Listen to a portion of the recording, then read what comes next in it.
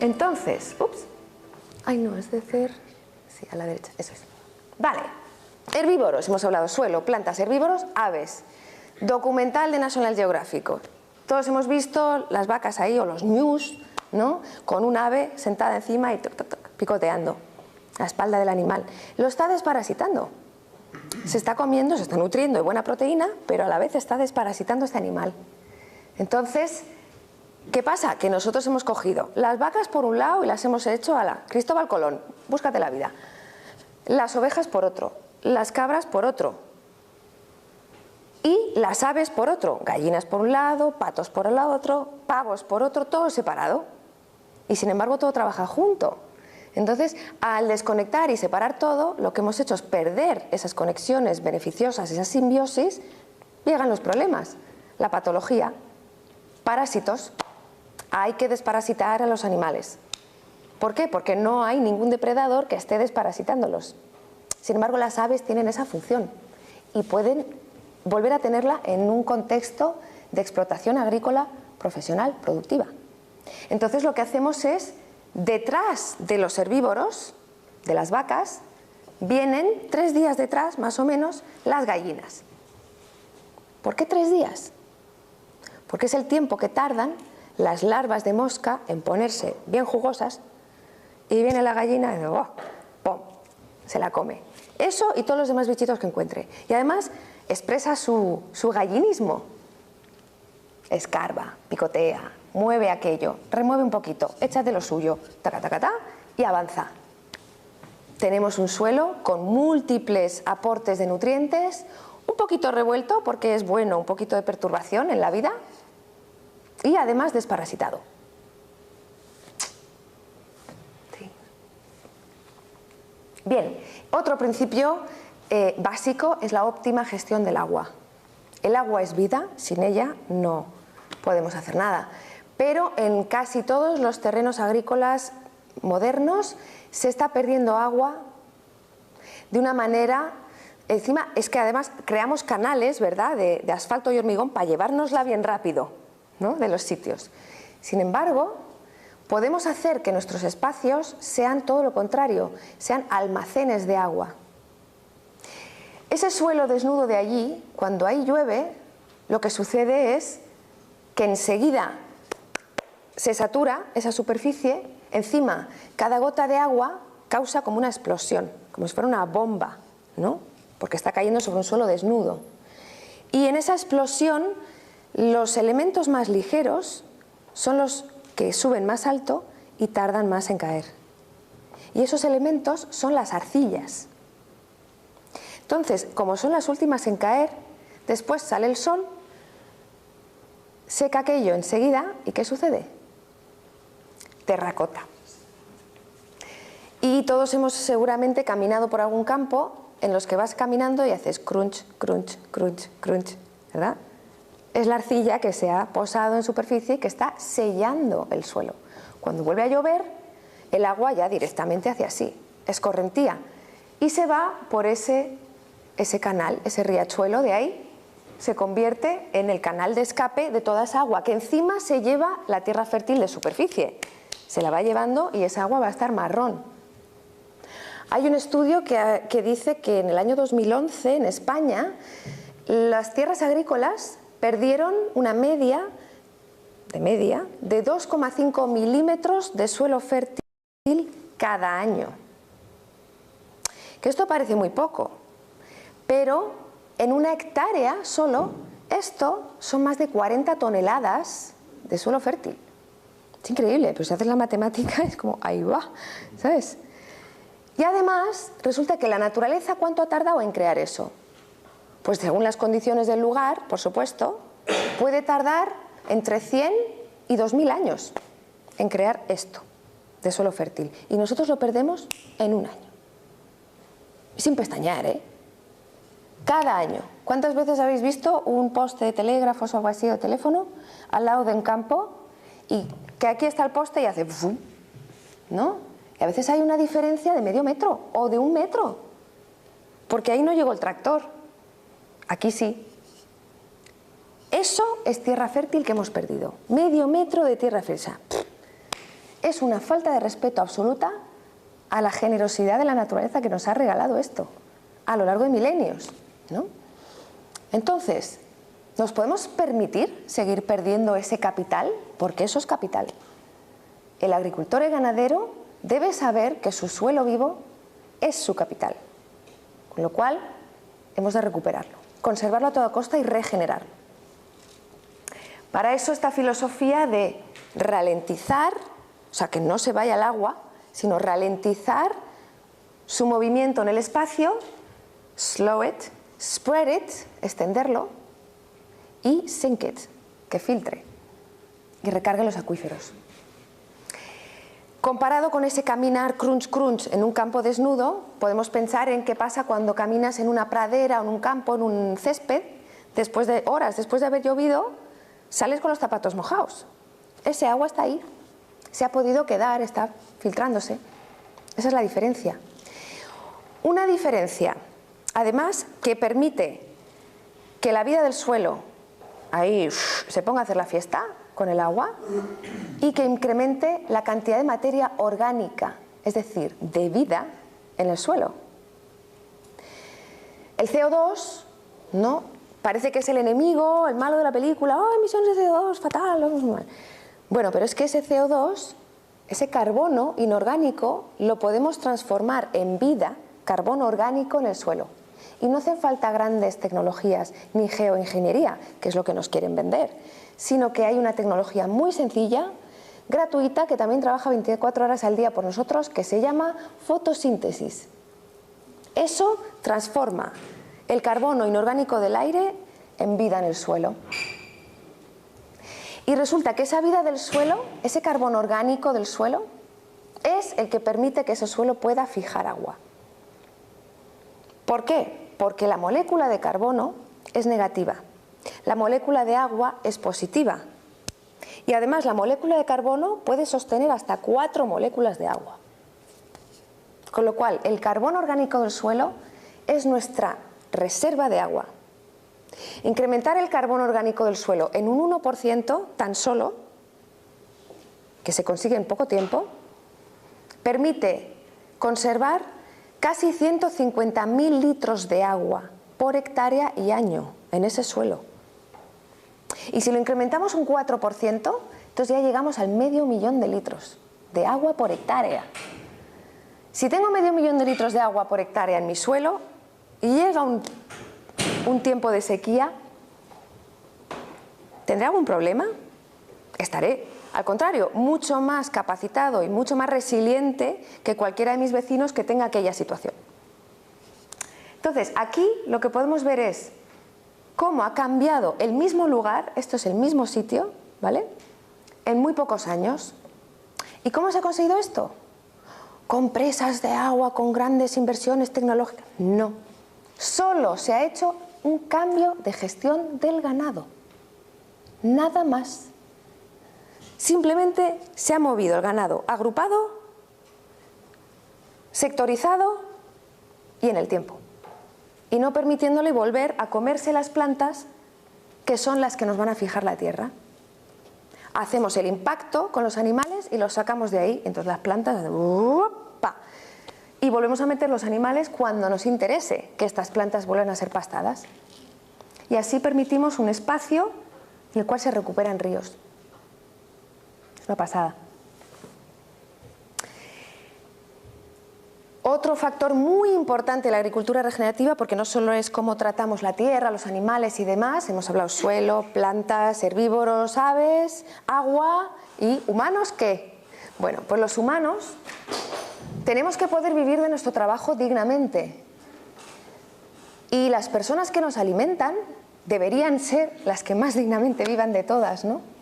En otras culturas, en otros tiempos, el agricultor o ganadero era, vamos, el pilar de una sociedad. Y sin embargo, hoy en día los tenemos marginados, nadie se quiere dedicar a esto, los padres incluso que son trabajadores de campo, agricultores o propietarios de terrenos que dicen, hijo, hija, por favor, vete a la universidad, prospera, haz carrera. ¿Cuánta gente le han vendido ese cuento? ¿No? En Estados Unidos, ahora mismo, la gente se endeuda del orden de $60.000 para hacer su carrera. Y sale de ahí con su título, diciendo, yo valgo mucho, me voy a trabajar a un sitio, como soy licenciado en tal, quiero un buen sueldo, quiero aquí yo mis condiciones, tal, estupendas, maravillosas. Sin embargo, a los empresarios no les interesa este tipo de persona, porque no tienes ninguna experiencia. Los que aquí hayamos hecho carrera sabemos que el 80% o más de lo que aprendiste en la carrera no te sirvió jamás, ¿no? Es más, es que ni te piden el título. O sea, yo tengo una licenciatura, pero jamás me la han pedido. Es decir, estaría bien si nos entrenaran en cosas útiles y prácticas para la vida, pero no es así en la gran mayoría de las carreras, ¿no? Entonces hay que replantearse esto, ¿qué estamos criando en estas universidades? Sin embargo, por ejemplo, hay un emerger de gente joven, y no tan joven, pero sobre todo de gente joven, que es lo que da esperanza, ¿verdad? De gente que entiende que realmente el trabajo con la tierra es algo primordial y a lo que nos tenemos que dedicar las mejores mentes y las mejores manos de esta sociedad. Entonces, estas personas están buscando los lugares donde aprender, porque nuestra generación ha perdido esa conexión con la tierra, ha perdido el conocimiento, ni siquiera nuestros padres a menudo nos pueden enseñar, porque ellos también lo perdieron. Entonces tenemos que recuperar muchísimo conocimiento y hay ciertos lugares donde uno puede ir a hacer eso, que son granjas activas. Una de ellas, que es uno de los estandartes de la agricultura regenerativa y una inspiración a nivel planetario, se llama Polyface, luego os voy a poner una diapo con eso, y esta granja Polyface recibe al año 8 jóvenes como aprendices, que pasan ahí 6 meses aprendiendo cosas tan sencillas como cómo usar una pala, sin cargarte la espalda y siendo de manera efectiva, porque me atrevo a decir que seguramente el 90% de la gente aquí no sabemos usar una pala bien, ¿no? Entonces, esto hay que aprender, y hay que aprender a clavar un clavo, y hay que aprender a hacer cosas con las manos, además de aprender sistemas agrícolas que sean regenerativos. Entonces, en estos aprendizajes, en esta granja, esta gente joven aprende de todo, desde lo más básico hasta lo más complejo de un sistema regenerativo. Bueno, pues para esas 8 plazas que tienen, reciben 400 solicitudes al año, que vienen de todo el mundo. Es decir, es más difícil entrar como aprendiz en esta granja que entrar en Harvard. Dato, ¿vale? Dato. ¿Pero por qué? ¿Por qué es tan difícil entrar a ese sitio? Porque solo hay 8 plazas. Porque es una granja con un tamaño, es una familia que vive ahí y ellos han considerado que eso es lo que ellos pueden sostener. Entonces, 8 personas al año solo pueden entrar. ¿Habrá más granjas? ¿No? Sí. Me refiero a este ejemplo, concreto. No. O sea, luego hay muchísimas, pero lo pongo como ejemplo porque para ilustrar cuánta gente hay queriendo aprender estas cosas, ¿no? Y que hay lugares donde puedes aprenderlas y que es un conocimiento muy deseable. Es decir, redignifiquemos, ¿no? Devolvamos la dignidad al rol del agricultor y el ganadero. O sea, cada vez esto es algo más importante que se está dando cuenta la gente, ¿no? Entonces, para que esas personas que se dedican a alimentarnos puedan hacerlo dignamente, muchas gracias, chicas, gracias. Para que ellos puedan hacerlo dignamente, tienen que poder ganarse la vida.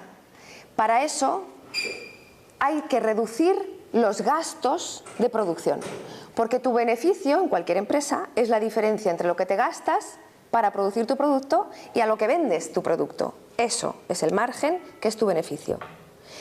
El sistema convencional se empeña en producir más cada vez para tener más beneficio, pero es que suben los costes. Insumos de todo tipo, maquinarias cada vez más grandes, más combustible, que es más caro, y esto va de mal en peor, ¿eh? O sea, hay gente que arruinándose cada día cientos de lugares porque no pueden pagar ya los gastos. Cuanto más produces, más te cuesta. El último litro de leche de esa vaca a la cual le estás forzando a producir 60 litros en vez de 30, ese último litro de leche te cuesta mucho más caro que todos los anteriores. Entonces, ¿por qué obligarle a producir 60? Pues produce 30, que es lo que ella está guay, cómoda produciendo, y encima te cuesta mucho menos, porque ahí está el beneficio. Entonces, en la agricultura regenerativa, un énfasis muy importante es reducir los insumos que utilizas y los costes, así aumentando beneficios. Y además, recuperar la soberanía alimentaria, las variedades locales, el consumo local, los mercados locales y, sobre todo, los vínculos sociales entre las personas. Esa es la resiliencia de una sociedad. Eso es lo que nos va a poder hacer resistir a los choques, a los embistes que vengan de fuera. Ahora mismo, si la economía en Londres se pone un poco tonta, aquí no tenemos nada para comer, ¿no? Entonces, tenemos que recuperar la capacidad de poder alimentarnos, pase lo que pase en Londres y Nueva York. Siguiente. Y como último principio, muy importante, es la calidad de vida de las familias agrícolas. Son el eje de este sistema y son lo que inspira y guía las acciones. Una misma finca con una familia se va a llevar de una manera, con otra familia se llevaría de otra, porque los deseos, los sueños, la motivación de las dos familias son diferentes, porque cada uno somos distintos, ¿no? Entonces primero analizamos en qué punto está esa familia, esa producción, esa granja y a dónde quieren ir. En una de las consultorías muy interesante descubrimos, había una familia que decía: yo tengo ovejas y tengo almendros, y las ovejas están las pobres hechas polvo y los almendros me están dando cada vez menos. ¿Cómo mejoro esto? Y fuimos ahí a ver, tal, suelo desnudo, los animales por ahí, los pobres almendros hechos polvo y tal. La tentación es decir, vale, coge las ovejas, empieza a manejarlas, tal, no sé qué, pum, ponle ahí, cubre el suelo, ponle unos abonos orgánicos, tal y cual. Pero la pregunta es mucho anterior, es: ¿tú realmente eres feliz con las ovejas? ¿Te gustan? ¿Te lo pasas bien? Y resulta que descubrimos que estas ovejas no dan más que problemas, porque se escapaban todo el rato, el vecino se enfadaba, tenía unas movidas con el vecino increíbles a costa de las ovejas, el pastor encima pasaba olímpicamente y entonces movidas con él y encima había que pagarle y era como una cosa complicadísima. Y resulta que la mujer que lleva esta granja, cuando le hicimos investigar en ella misma, a ver qué es lo que yo realmente me veo haciendo dentro de 20 años, y dijo: joder, es que yo me veo haciendo vino, es que yo quiero ser bodeguera. Entonces, el resultado de esa consultoría fue: fuera las ovejas, y vamos a empezar a reconvertir estos almendros que están ya en vía de salida en un viñedo. O sea que primero hay que plantearse por qué hacemos las cosas, antes de decir cómo lo hago y cómo lo hago mejor. Primero, ¿por qué lo hago? ¿Y lo que estoy haciendo me lleva al camino al que quiero ir? Y esto da igual que seas ganadero, agricultor o secretario, conserje, profesor de universidad o lo que quieras. ¿Lo que estoy haciendo me lleva a donde yo quiero ir? Es una pregunta muy importante en la vida. Además, todo esto de agricultura regenerativa tiene una filosofía de código abierto, open source, conocimiento libre, compartir, crecer juntos, aprender juntos. Y entonces ahí tenemos una web, por ejemplo, hay muchísimos recursos online. La Red Ibérica de Agricultura Regenerativa, tenemos una web donde tienes muchos links, tenemos un canal en YouTube donde puedes ver muchísimas cosas y hacemos muchísimos cursos de formación con expertos internacionales en las distintas herramientas de la agricultura regenerativa. Son cursos caros porque estos expertos cobran una pasta, porque para eso tienen 40 años de experiencia y dejan su granja para venir a contárnoslo, ¿no? Y ellos, además, los traemos de lejos, los tratamos bien para que sigan viniendo y tal, ¿no? Y los cursos suceden en lugares donde la gente ha de ir, alojarse, comer, en fin, son cursos intensivos de días y tal, cuesta una pasta, ¿no? Pero todos esos cursos están siendo filmados y todo ese material se está editando para poder ir difundiendo, ir compartiendo, con el absoluto consentimiento de esos profesores. Con lo cual esto es muy distinto al tipo de metodologías con marca registrada, ¿no? Pagar para acceder y todo esto. Bien, es cierto que estos cursos sí cuestan dinero acudir, porque es así, pero yo les digo siempre a la gente: estáis siendo los que estáis cofinanciando el que el resto de Iberia se entere de todo esto, porque estáis permitiendo que estos profes vengan y luego ya los demás lo podrán ver en vídeo, ¿no? Además, realizamos muchos encuentros, jornadas, experimentación, compartir de información, foros de todo tipo, donde se comparte toda esta información de manera totalmente libre. Otro punto importante es que es un tipo de agricultura no certificada. Yo hace muchos años estuve de secretaria de una asociación de agricultura ecológica, voluntaria, y entonces hacía todo el papeleo de la asociación y organizaba los cursos y tal y cual. Entonces conozco bien la problemática de los agricultores ecológicos certificados. Cuando conocí a Darren y él empezó a explicarme todo esto, a explicar a la gente, yo a traducirle alucinando, dije, madre mía, esto es mucho más allá de la agricultura ecológica. Gracias. Esto va mucho más allá. Esto es otra comprensión de la vida. ¿Y qué pasa con la agricultura ecológica certificada? Pues que era un paso necesario para poder, sobre todo, abrir conciencia en la gente de la importancia de la salud de lo que comemos, pero no debe ser el último fin. Podemos ir mucho más allá que esto. Y además la agricultura certificada, ecológica, es otro sistema más de control del agricultor y ganadero, en el cual prácticamente están, cuando firman eso, firman su vida. Porque están aceptando que a mi finca puede venir cualquier inspector en cualquier momento a decirme lo que tengo que hacer, a hacerme análisis, tengo que rellenar una de papeleos que no te digo. O sea, hay productores desesperados diciendo, es que me paso el 40% del tiempo haciendo papeles. Y yo me metí en agricultura para hacer otra cosa, ¿no? Entonces la agricultura certificada tiene esa realidad también que hay que tener en cuenta. Es verdad que es interesante tener un control de cómo se hacen las cosas, ¿no? De que hay una calidad, pero que sepamos, y esto es importante saberlo, que en España, bueno, hay un control, no está mal el sistema de control de agricultura ecológica. O sea, no lo estoy echando por tierra, ¿eh? Es importante y es importante apoyarlo. Pero que sepáis que en otros países, de otros continentes, sobre todo en Latinoamérica, por ejemplo, India, Asia, África, no te digo, allí las certificadoras ecológicas son puras mafias. El que puede pagar al certificador tiene certificado, punto. Eso es así en muchísimos casos. Comercio justo, similar, por desgracia. ¿Vale? Esto nos lo cuentan los que vienen de allí, los que nos quedamos, ¿verdad? El año pasado cuando llegaron y nos empezaron a contar esto, era como, ¡oh, no me digas! Y yo pensando que estaba apoyando a los cafetales de tal, cuando me compro mi café de comercio justo o mi esto, tal, ¿no? Pues resulta que allí los explotan, o sea, los sellos ecológicos certificados de ese tipo internacional, de, digamos, el mundo en desarrollo, hacia aquí, no son garantía ni de calidad de producción, ni tampoco de calidad de trato humano a las personas. Tengámoslo muy en cuenta. La única manera de garantizar que tu dinero, es decir, tu voto, está yendo a apoyar un sistema agrícola con el cual estás de acuerdo, es conocer a tu productor. Comprar local, grupos de consumo, apoyar a los productores locales. Esa es la manera. Entonces enfatizamos las relaciones, productor-consumidor. Esa es la certificación. De hecho, es que tenemos un problema muy grave, y es el ser humano.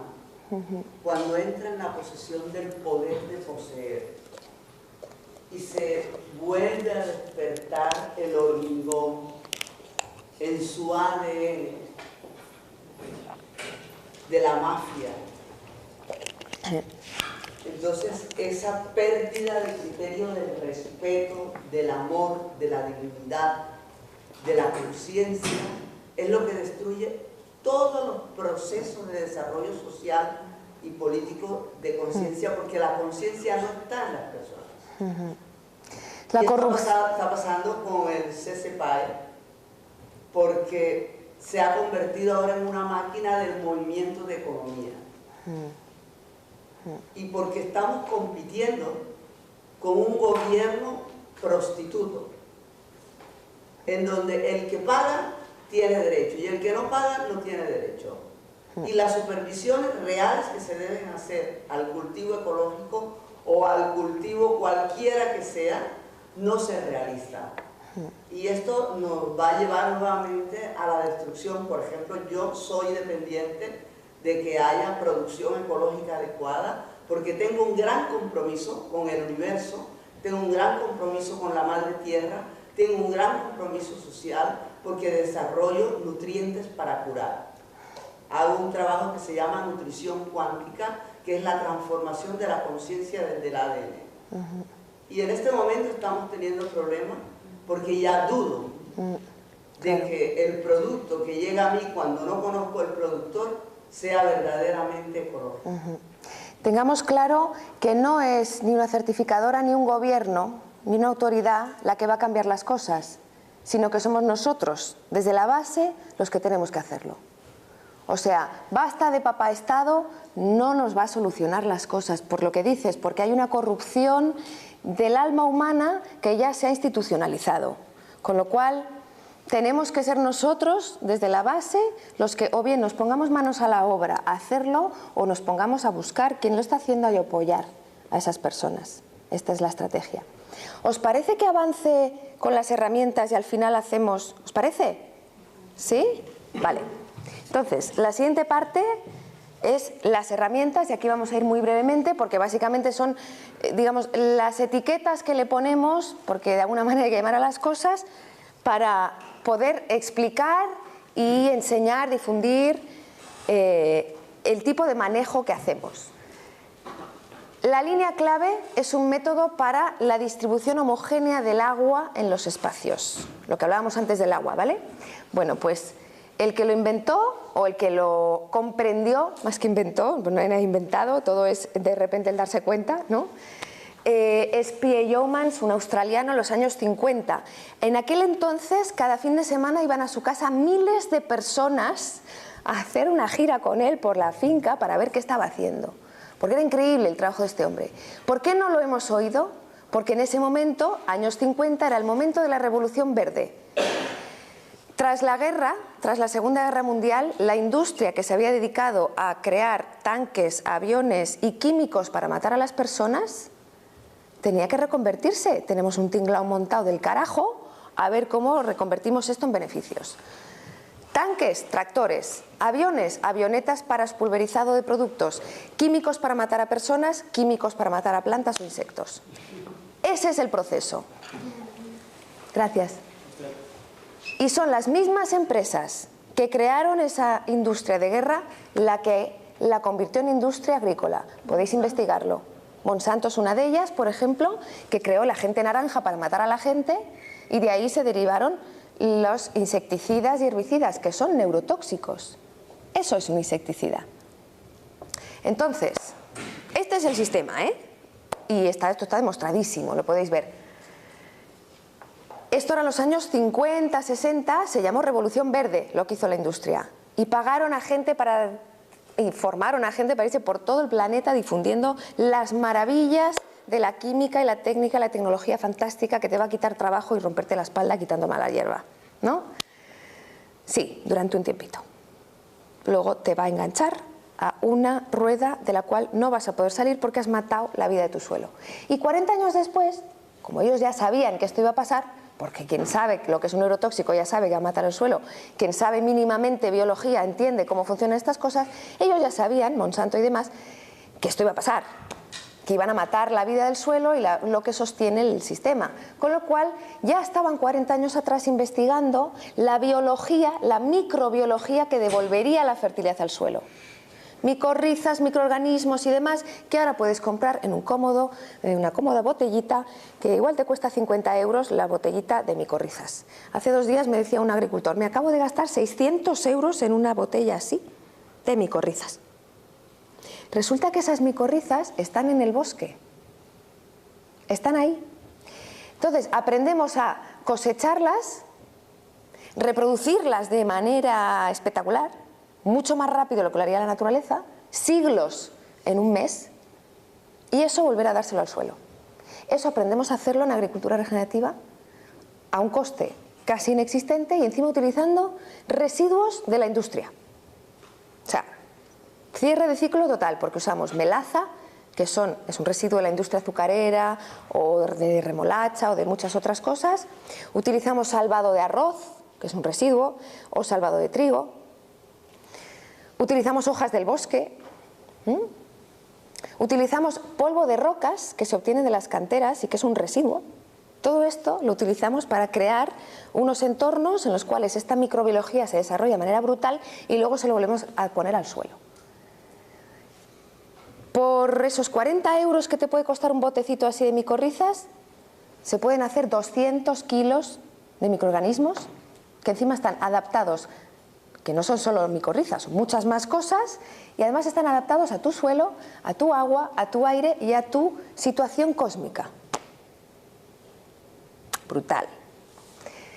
Bien, entonces, P.A. Yeomans tuvo la mala suerte de que él, a la vez que estaba la Revolución Verde, él estaba con la línea clave, entonces nadie le dio bola, porque claro, él no tenía un duro para hacer difusión, y hoy en día, si no pones un anuncio en la tele, no eres nadie. Así que, pues ahí quedó como una cosa muy marginal. Darren Doherty, australiano, recuperó este conocimiento y lo ha actualizado, y entonces ahora es una de las técnicas que se utilizan. Aquí lo que vemos es un espacio que está diseñado en línea clave. Esto, la línea clave es un curso de una semana, ¿vale? Entonces no me da tiempo a esto, pero sí que os voy a decir lo siguiente. ¿Sabéis lo que es una línea a nivel? Una línea a nivel que une todos los puntos que están a la misma distancia sobre el nivel del mar, ¿vale? Entonces una línea a nivel de 100 metros quiere decir que todos los puntos en esa línea están 100 metros por encima del nivel del mar, ¿sí? Pues en línea clave buscamos unas ciertas líneas a nivel y a partir de ahí trazamos líneas a desnivel. Un desnivel muy ligero, de 1 a 400 como mucho, es decir, que por cada metro de desnivel son 400 metros de largo, porque esta proporción hace que el agua, incluso cuando baje mucha y con fuerza, no vaya más rápido que una persona caminando. Y entonces no hay erosión por parte del agua, sino que hay filtrado.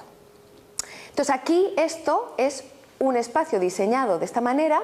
Estas líneas están en ligero desnivel desde, ¿veis aquí que esta es la vertiente? Por aquí cuando llueve normalmente el agua haría así, ¿no? Gravedad.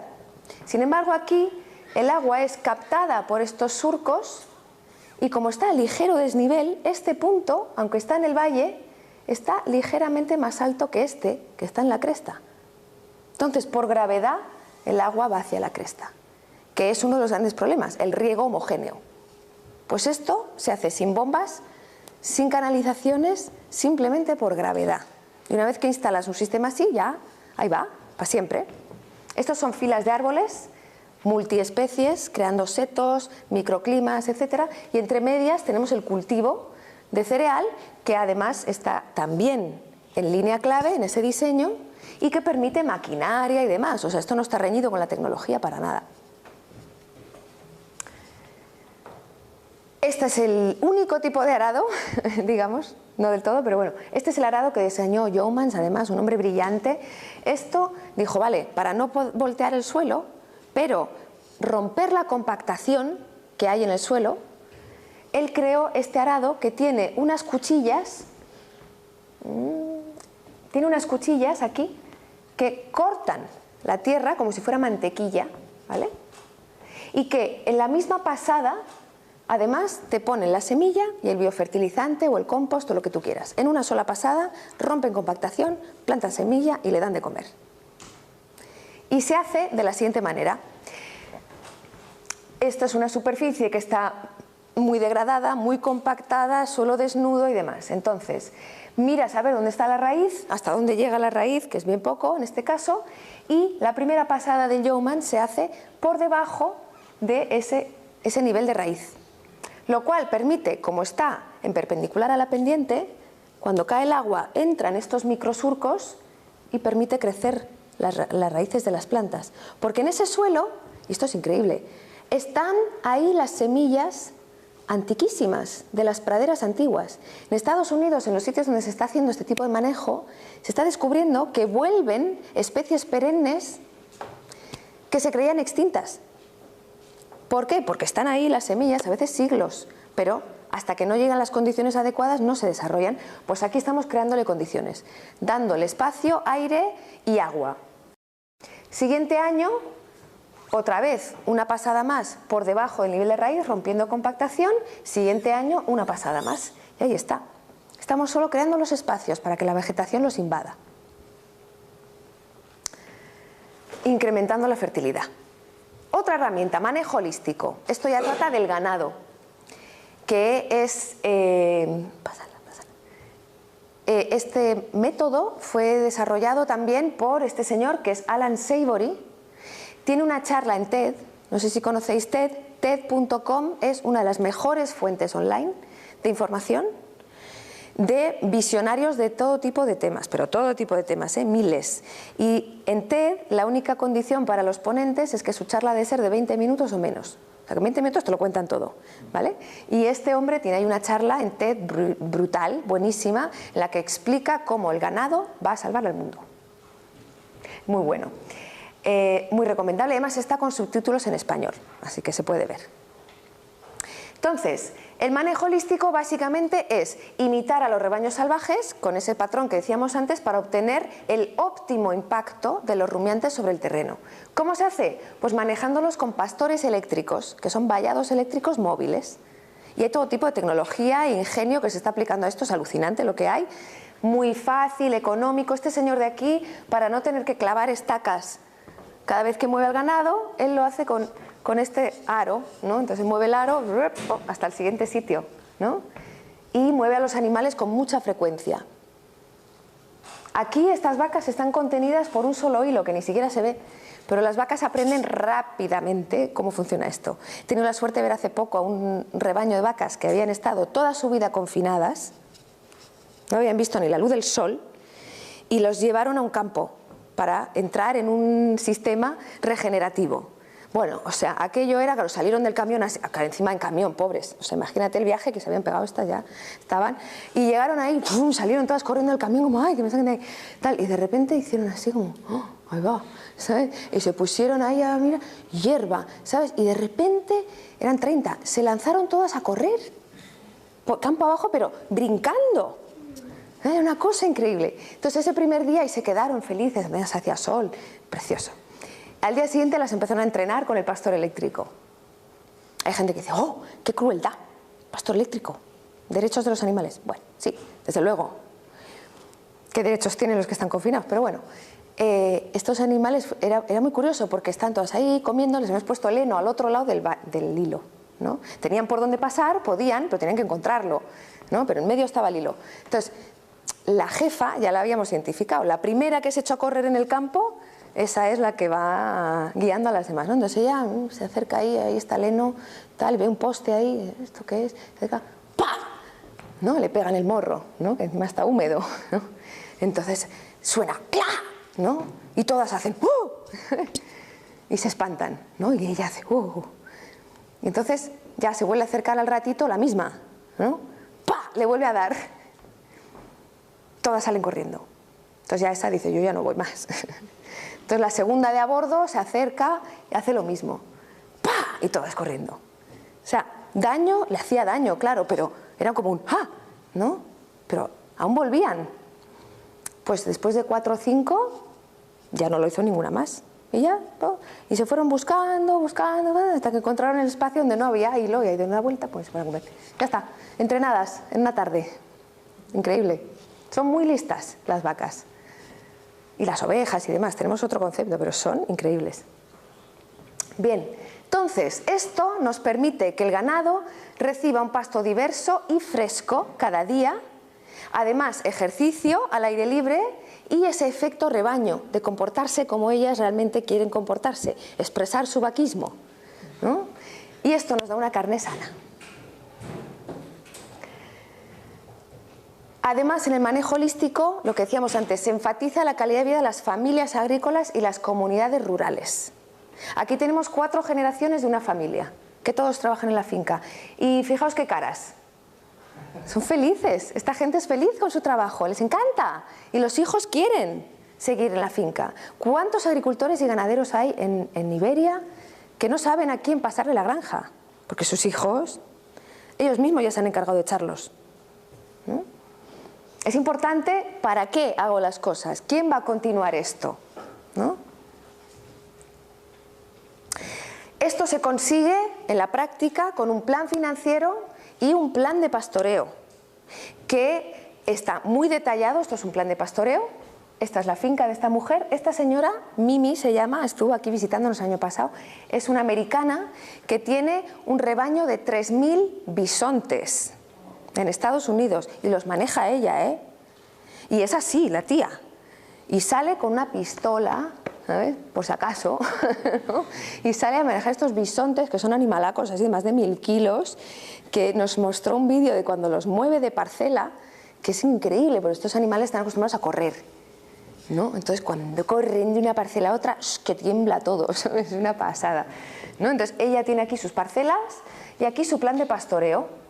Ella ha establecido su plan de pastoreo en base a muchísimas variables, por eso hacemos un plan, porque la cabeza no da para tanto. Hay que hacer un plan y luego se aplica y se observa. Entonces ves, vale, yo les he adjudicado 3 días en esta parcela, pero me doy cuenta que al segundo les empieza a faltar comida, los tengo que mover. Entonces anoto en mi plan qué es lo que sucedió en realidad. Siempre que hagamos un plan en la vida, tened en cuenta que seguramente eso no va a ser lo que pase. Es un plan, es una hoja de ruta que luego iré variando según lo que pase, ¿no? Pues aquí igual, y así el año que viene tendré esta información para hacer un plan mejor. Resultado, manejo holístico, tenemos suelo cubierto, múltiples especies, mucha vida en el suelo que está captando CO2 e integración de servicios animales. Mientras que en manejo convencional, suelo desnudo, pocas especies, emisión. Se llama separación de agricultura y ganadería. Aquí un par de fotos de antes y después que siempre dan mucho impacto, ¿no? Este es el mismo sitio 5 años después. Lo único que se ha cambiado aquí es el manejo del ganado, nada más. Esto es en África. Aquí, esto es en Nuevo México y es el mismo día, ambos lados de la valla. ¿Cuál de los dos está practicando ganadería de Cristóbal Colón?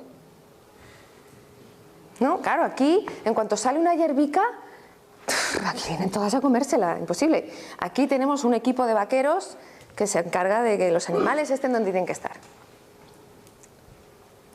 Otra metodología, granjas polyphase, que es la que os decía antes, que tiene un nivel de aceptación que es más difícil entrar aquí que en Harvard, ¿vale? Y esta granja es de la familia Salatin. Este es el padre, Joel Salatin. Su padre es el que empezó, este ya es el hijo, su hijo ya lleva la granja y el nieto está en camino. O sea, ya es empresario, el nieto con 10 años tiene su negocio, creo que son de huevos de pato, que él se dedica a esa parte. Bien, porque él dice, eso de que con 40 o 50 años de edad un ganadero o un granjero tenga que pedirle permiso a papá para clavar un clavo, no puede ser. Tenemos que crear los emprendedores desde jóvenes. Entonces ellos estimulan que sus hijos, que los pequeños, busquen cuál es su interés, su área de interés y le hagan un negocio de ello. Su hijo, el hijo de él, que se llama Daniel y ahora lleva la granja, empezó el negocio de conejos cuando era niño. Y ahora es una parte muy importante de la estructura de este sistema. Entonces, él se define así, fijaos qué señor, ¿eh? Este vino el año pasado a España y a ver si lo traemos otra vez. Dice que es un granjero cristiano, libertario, ecologista, capitalista y lunático. Y tiene unos libros que son, porque además él fue periodista en una época de su vida, escribe muy bien, es un orador excepcional, hay muchas cosas suyas en YouTube que podéis ver. Y este hombre ha escrito unos libros que vamos. Uno de ellos se titula El puro éxtasis de ser un granjero lunático. Otro que se titula Todo lo que quiero hacer es ilegal, que trata de su lucha contra las administraciones y las normas y la normativa y no sé qué. Y lo está consiguiendo. Está consiguiendo legalizar cosas que no entran dentro de los esquemas, por eso no son legales. No es que sean ilegales, es que son alegales, no están en la legalidad. Hay otro libro más que recomiendo de los muchos que tiene que se llama You Can Farm. Tú puedes hacer agricultura y ganadería. Es como una Biblia para cualquiera que se quiera dedicar al tema. Alucinante. Estas son imágenes desde el aire de su sistema. Imaginaos aquí, ahí están las vacas listas para que se les quite el hilo y entrar en la parte fresca. No hace falta mucha explicación porque ellas ya saben lo que quieren, ¿no? Van para allá. Detrás vienen las gallinas. Allí, delante, ha pasado ganado, ha consumido, detrás vienen gallinas y fijaos aquí cómo lo dejan. destrozado, machacado, esto. Pero mirad aquí, ya empieza a brotar, esto ya empieza a regenerarse. Esa es la idea, hacer múltiples especies integradas sobre pastizal, sobre el mismo espacio, obteniendo muchísimas producciones, y él llama esto la coreografía de la granja. Hermoso. Este señor es director de orquesta. Dice, meto las vacas por aquí, después las ovejas, luego meto los patos, mira aquí donde hay un poco de tal, voy a meter las cabras, allá meto los cerdos, tal. Entonces tú vas a su granja, tiene una política de puertas abiertas a 24 horas del día, 365 días del año. Tú puedes ir cuando quieras a ver esta granja y verla hasta el fondo. No ocultan nada. Y llegas y tienen su tienda y tal ahí, y tienen un mapa de la finca y los animalitos son imanes que van colocando, porque cada día los mueven, ¿no? Entonces tú llegas ahí y dices, ¡ay! Voy a ver los patos que están allá, ¿no? Es alucinante. Una labor didáctica brutal. Esta granja, que cuando el padre la compró, era la granja más barata de 300 kilómetros a la redonda, porque les habían expulsado del país donde vivían, y en Latinoamérica, y tuvieron que ir ahí y comprarse lo que había. La granja más barata de 300 kilómetros a la redonda. Dice Joel que recuerda que de pequeño se caminaba sobre piedras por toda la granja. Podías caminar sobre piedra. Y ahora eso es pastizales increíbles. Y no es que tenga una extensión de estas de miles de hectáreas, no, tiene 180 hectáreas, que tampoco es, ¿no? La mitad es pastizal. Y sobre eso es donde tiene sus animales. Pues ahora esa granja que antes no daba de comer a un hombre, ahora da de comer a las 4 generaciones de esta familia, a 10 personas que trabajan ahí también, y sirven con carne fresca de distintos tipos a 2000 familias cada semana, o bueno, no cada semana, sino cuando hacen la matanza, ¿vale? Sirven a 2000 familias, a 25 restaurantes y a 10 tiendas. Imaginaros la producción que da este sitio.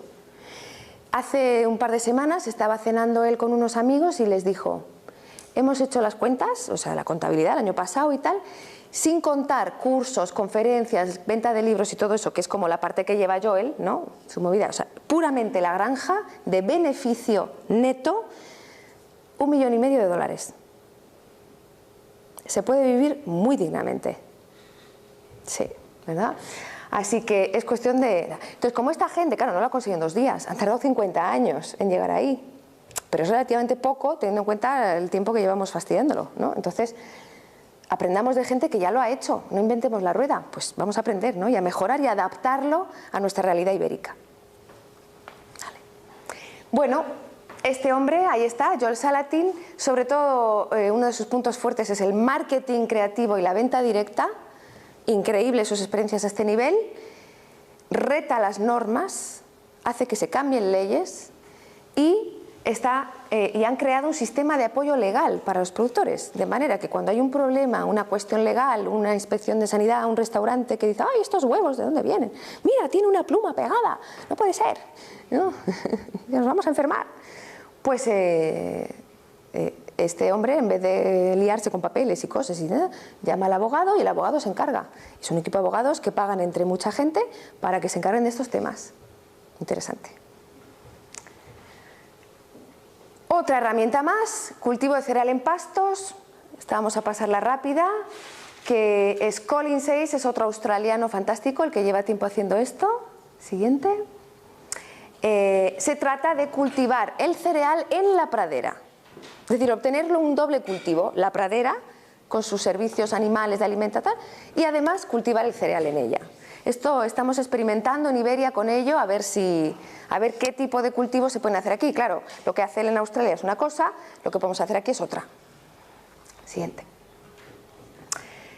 Otra de las herramientas muy importantes es la biofertilidad y la cromatografía, que es lo que os contaba antes de aprender a cosechar organismos, microorganismos, reproducirlos, aplicarlos, analizar tu tierra. Pasa a la siguiente. Estos son los profesores que vienen a enseñarnos.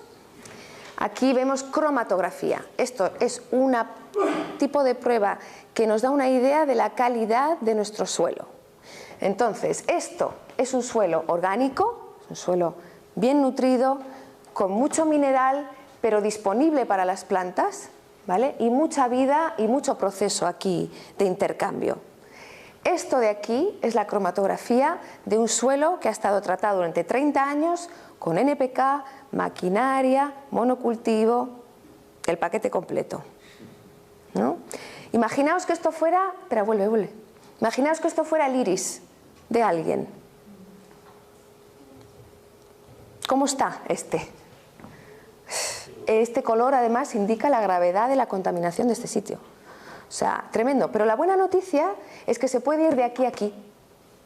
Y además muy rápido. En la naturaleza tardaría miles de años, nosotros lo podemos acelerar muchísimo, ¿vale? En años se puede llegar a una situación muy diferente.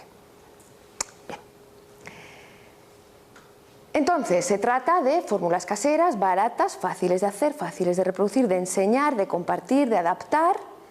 Y lo que se promueve es que esas plantas tengan en el suelo, en esa cocina, todos los nutrientes disponibles como una despensa para que ellas puedan estar bien sanas.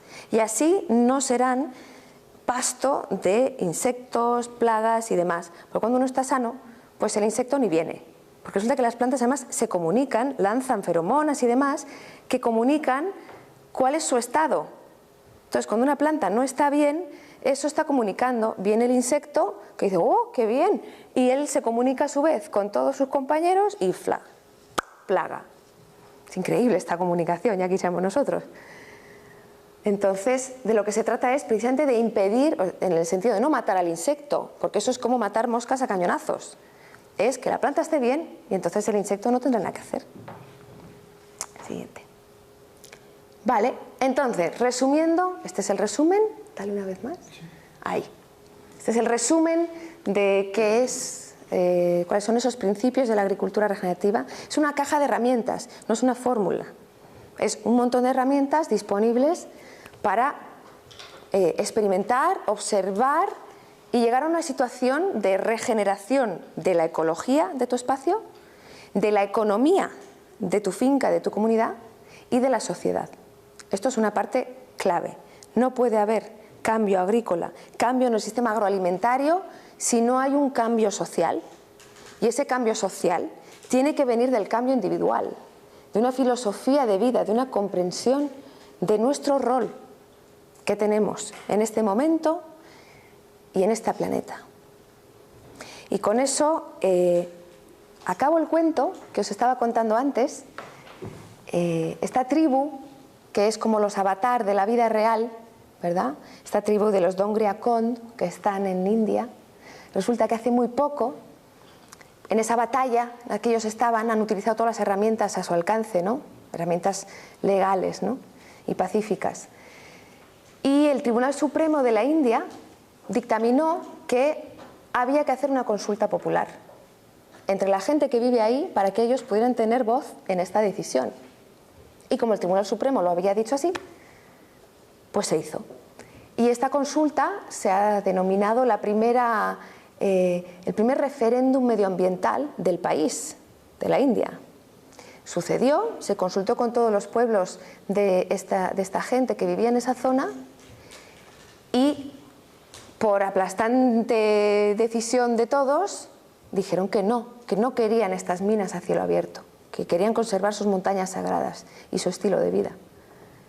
Entonces el Tribunal Supremo ha emitido un dictamen y el Ministerio de Medio Ambiente indio milagrosamente ha hecho caso y ha hecho una moratoria, una prohibición a las minerías de cielo abierto en toda esa zona y le ha detenido a esta empresa Vedanta multinacional enorme, ha detenido su plan. Para gran disgusto de esta empresa, que ya se había gastado casi 600 millones de euros en instalar la fábrica de procesado que iba a transformar la bauxita en aluminio. Hasta ese punto llega su prepotencia de pensar que iban a conseguir los permisos por encima de los derechos de las personas y de ese lugar. Pero la buena noticia es que India acaba de paralizar esto. ¿Qué quiere decir esto? Que se puede. Que parece que luchar contra Goliat es imposible y sin embargo se puede. Se tarda y se necesita la colaboración de mucha gente conectada y se necesita mucho corazón, mucha energía, pero se puede. Así que con eso acabó el cuento.